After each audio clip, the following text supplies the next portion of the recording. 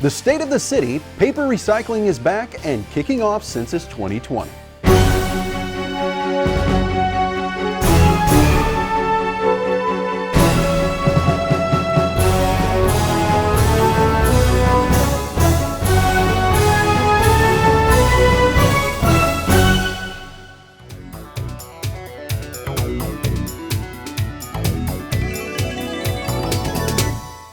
Welcome to Lexington Now for January 27th, 2020. I'm your host, Neil Noah. Every year in January, the mayor gives the annual State of the City, State of the County address, gauging where we've been and where we're going as a government. Here are some highlights. Let's talk about how we're getting there, making our city safer, building for progress, and continuing to improve our quality of life. I want to talk first about making our city safer, and I'm using a broad definition of safety. For example, opioid addiction. It's a critical public safety issue. It is literally a matter of life and death. We have a long way to go, but we have made some progress here over the past year.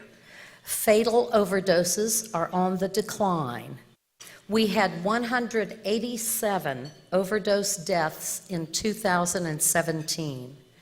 Last year, there were 112. That's real progress.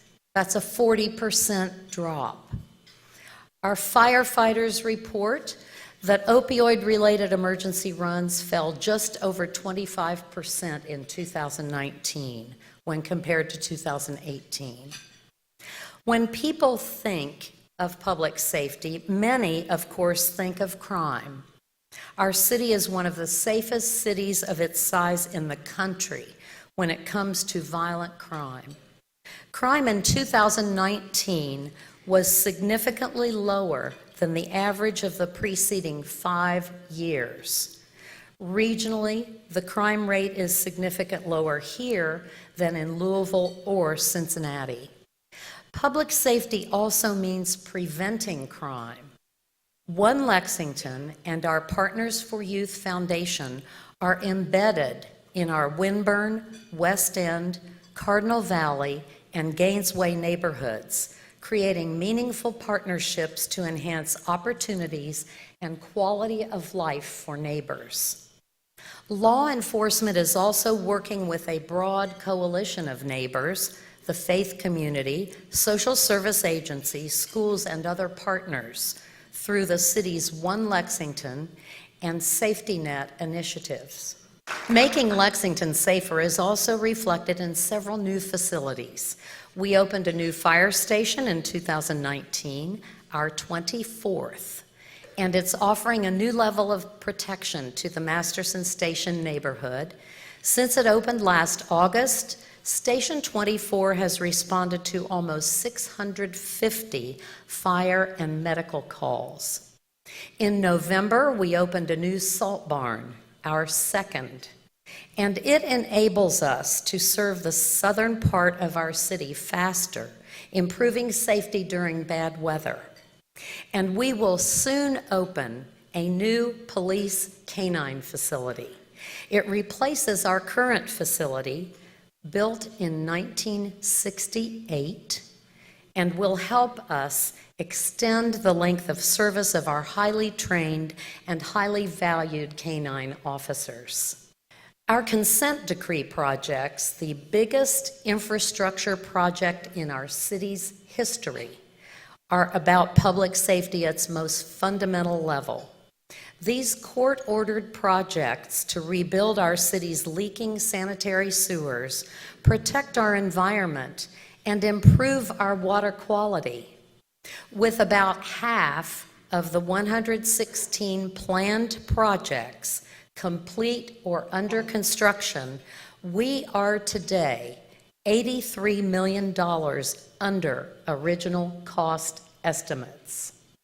Several of the construction projects we have invested in over the past year improve quality of life.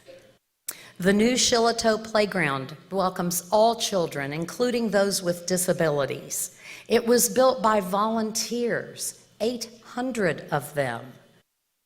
I'm so proud to be a part of a city where 800 people come out to volunteer to build a playground. We completed our 100th mile of trails, a real milestone, and there's more to come. 2020 is going to be a big year for trails. This summer, we will be building a bridge over Man-O-War on Brighton Rail Trail, finishing the final leg of the Legacy Trail, and building several sections of Town Branch Trail, located west of downtown. And we're ramping up construction of the hub of our trail network, Town Branch Commons, which will wind its way right through downtown. Work is ongoing on the expansion of what we now are proud to call the Central Bank Center. With a bigger convention center and more hotels, we will be able to compete for nearly 90% of national convention business, compared to 65% today. Strong financial management makes it possible for me to report to you today that the state of our city and county is sound. We're moving forward, tackling our challenges, and celebrating our successes. Our city is growing and vibrant. You can see the address in its entirety on our Lex TV YouTube page. Last year, Lexington had to temporarily suspend the collection of paper products in its recycling efforts, but now a new option has emerged. Good morning. Welcome. And I want to thank Councilmember James Brown and Councilmember Jake Gibbs for being here to help us kick this off. This is a great morning. The day is finally here. Today we are beginning a new program to recycle paper. We've placed 6 bright yellow bins like this one around town, and citizens may use these to recycle paper only. Newspapers, office paper, paper mail, magazines, and catalogs. And they will not need to be placed in any bags to put them in there. You just recycle the paper. As long as we keep the stream of paper coming into the bins clean, we will be able to market the paper. We conducted a pilot project inside government to be sure we could market clean paper, and it worked. And I want to give thanks to our recycling center manager, Barry Prater, for doing such a great job with the pilot project. Thank you. Good job, Barry. This is the next step in reestablishing our paper recycling service. The solution isn't perfect, but it is progress. For citizens who just don't feel right about throwing away paper, and that includes me, this is a good answer. I hear from citizens about this issue every day. Having the option to recycle paper is important for our city, and I'm proud to be from a city where recycling is so important.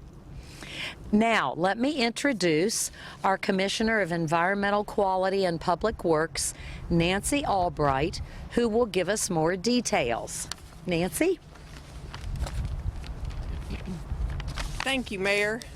We too are happy to be part of this next step for restoring paper recycling in Lexington. Here's a brief outline of how the paper recycling will work for now. As the Mayor mentioned, bring your paper to one of these 6 locations. The other 5 locations besides here at Constitution Park include Good Foods Co-op, who has long been a recycling partner with the city, and we appreciate Kat Luchtefeld being here today. Pleasant Ridge Park in Hamburg, Masterson Station Park, the Recycling Center over in the Distillery District, and Veterans Park. It is best, as the Mayor mentioned, to empty your personal container of paper into the bin and take your personal container home. Once a week or so, the waste management staff will bring an empty bin to each site, drop it off, and pick up the full one to take it back to be recycled. The timing may change as we monitor the program. As the program begins, waste management staff will monitor these sites daily for cleanliness and to see how quickly the bins are filling up. The paper, once brought back to the recycling center, will be stored in a separate location to help keep it clean and dry. On days that we are not processing the rest of our recyclables, most likely Wednesdays, we will run the paper through the system to create the bales of paper. We can sell these cleaner and higher quality bales to mills. There are markets for these bales if we can keep the paper cleaner than what we were producing a year or so ago. And again, we will continue to monitor the program to see how effective we are at paper recycling. Thank you very much. Thank you, Nancy. Thank you so much, Nancy. So remember, we want to re-emphasize, do not put your paper in a plastic bag and put it in here. Just throw the paper in. Now, we are going to get the recycling program kicked off right by putting paper into the bin, including my speech. So I'm going to ask Councilmember Jake Gibbs and Councilmember James Brown and Commissioner Albright to help us start this out. We'll show you how to open the bin and we'll throw the paper in. Thank you for being here. All right, grab some paper.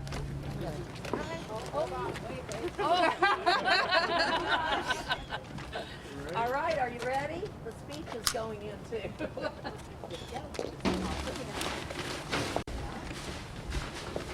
Uh-oh. Here, let me have some of that.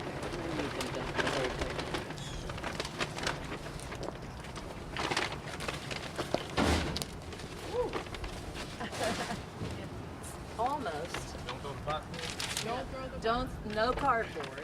After the break, it's census time again.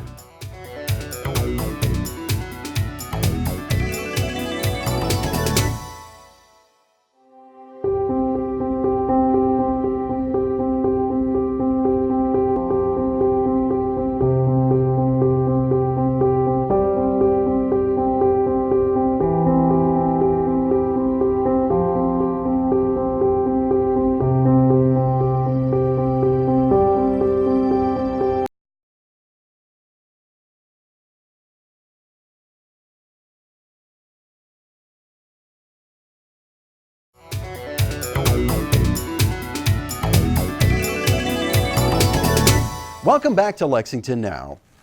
Every 10 years, by federal mandate, the census is taken nationwide. And while many may see this as an inconvenience, it is imperative for the allocation of federal funds. The census in Lexington was officially kicked off by Mayor Gorton and census officials. Census Day is April 1st. Before that, we'll have enumerators calling on group housing, dormitories, nursing homes, prisons. We'll be combing non-traditional areas such as marinas, campgrounds, carnivals, soup kitchens, shelters, even non-sheltered areas where displaced persons congregate, such as under bridges and in city parks. Kentuckians who receive their census forms in the mail, and you can find a sample on the census website, 2020census.gov, will be able to respond by mail. They can call a toll-free number, or for the first time, complete it online. We hope this will improve the response rate, but history tells us there's likely to be a substantial percentage of residents in our region who don't reply, and that's where we will send thousands of census takers going to those residences to ensure that every man, woman, and child is counted in the eastern half of Kentucky. You may be asking, where are we going to find all those census takers, particularly at a time when the economy is very positive and the unemployment rate is low? The answer is we're still looking, we're still hiring. We have a critical shortage right here in Fayette County. Fayette County, by the way, accounts for 20% of our applicant goal for our region. We're not necessarily looking for people who are looking for jobs. We're looking for people who are looking for a new experience, a way to serve their country and community while working flexible hours and make a little money along the side And by the way, enumerators will get $19 an hour here in Fayette County. It is that time again. The census is here and we're gearing up and preparing. And I am so happy to be here with U.S. Census representatives to officially open our census office here on Corporate Drive. The city is working closely with the U.S. Census representatives to make sure we reach as many people as possible. Social Services Commissioner Chris Ford and our Complete Count Committee are developing plans to reach historically undercounted people. They've been meeting for about a year now. The committee is made up of dozens of city and community leaders from all walks of life, serving all kinds of people. From education and social services to nonprofit community outreach, we are working hard to share the message of the census. This effort is now known as We Count Lex. Of course, that's here in Lexington. Because we all count, and it's important we are all counted. And so you can find out more about this information at WeCountLex.org. The census is not just a tradition that happens every 10 years. It's required by our Constitution, as was mentioned, and it's critically important to Lexington. If you're interested in where schools are built, the condition of our roads, or where you go for health services, then you need to make sure to fill out the census and encourage everyone you know to do so. Hundreds of billions of dollars are distributed to state and local governments, service programs based on census numbers. That's Medicaid, National School Lunch Program, federal Pell Grants, the Head Start Education Program, school redistricting, housing choice vouchers, wildlife restoration, location of bus stops, paving funding, districting for council members, and much, much more. A common problem, especially on narrow streets, is cars encroaching on sidewalks. Ryan Geider explains the dangers of this practice. Hi, my name is Ryan Geider. I work for Independence Place. It's a center for independent living, and we provide 5 core services for people with disabilities to help them live independently in the community. And I also serve on the Mayor's Commission for People with Disabilities in Lexington, Kentucky. And I'm here today to remind people not to park on sidewalks because it blocks access to people who use wheelchairs like myself, and also all pedestrians that need to use access to the sidewalks. It creates a barrier that makes people have to enter into the roadway into dangerous situations to go around cars. So if you could please remember, don't park on sidewalks and block pedestrians' access. On behalf of Independence Place and the Mayor's Commission for People with Disabilities, thank you. Business is back in full swing at City Hall, and that means a full schedule of meeting coverage from Lex TV. Here's Chris Edwards with the preview. Thanks, Neil. We begin this week with the first Council Budget, Finance, and Economic Development Committee meeting for 2020. During this meeting, the Council will get an update on the financial health of the national and local economies, as well as the state of the LFUCG finances. This meeting will be held at 1 p.m. on Tuesday. Also on Tuesday is the 3 p.m. Council work session. With only 8 items of new business, this work session may be adjourned a bit quicker. Who knows? Then on Wednesday at 3 p.m. is the Rural Land Management Board, followed by Thursday's 1:30 p.m. Planning Commission meeting. This week's Planning Commission agenda will be about zoning items.